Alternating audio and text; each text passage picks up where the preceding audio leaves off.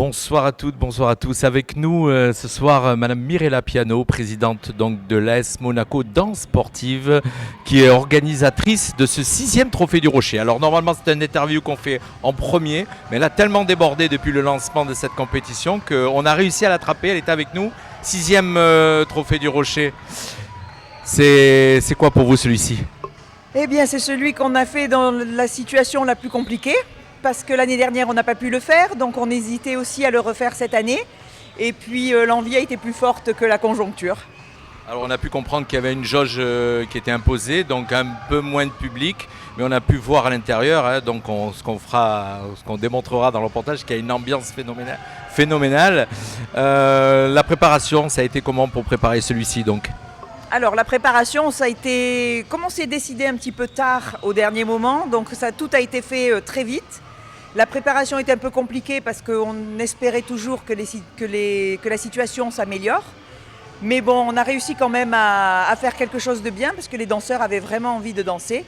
Et on a pu compter sur eux et un public quand même toujours très présent. Alors on a pu voir que les compétiteurs venaient de la France entière et de l'Italie. Combien de compétiteurs ce soir sur l'ensemble des compétitions? Alors ce soir, dans la journée entière, on a eu à peu près 80 couples. Les autres années, on en avait 110, 120. Et je trouve quand même que, je pensais en avoir moins que ça, donc j'étais plutôt contente. Voilà, une bonne ambiance. On a pu interviewer donc vos deux stars oui, qui sont castillonnaises comme nous, comme la radio.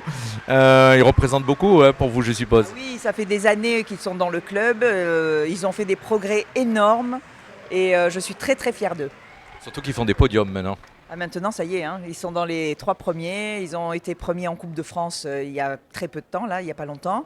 Et non, vraiment, ils sont au top. Combien de membres, de danseurs dans l'AS Monaco Danse Sportive? Alors on a à peu près 80 membres cette année. Alors pas tous font de la compétition, mais on a quand même bien maintenu le cap. Alors la danse sportive, c'est, on va rappeler, quel type de danse? Alors c'est ce qu'on appelait avant la danse de salon, enfin qu'on appelle toujours la danse de salon, mais qui est plutôt loisir.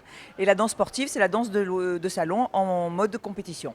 Alors les danses? Alors les danses, il y a 5 latines, 5 standards. Les latines sont la samba, le passo doble, le jive, le cha-cha et la rumba.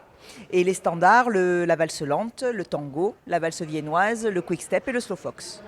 Une dernière question, est-ce que l'émission télévisée de Danse avec les stars, ça a amené du monde dans le club?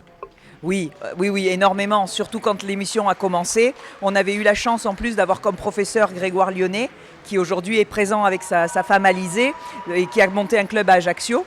Et grâce à lui, on avait réussi aussi à avoir beaucoup de monde au cours. Et oui, c'est absolument indéniable. L'émission avait fait beaucoup d'adeptes. Merci, on a pu découvrir la Corse était venue en nombre tout à l'heure dans les cris des supporters.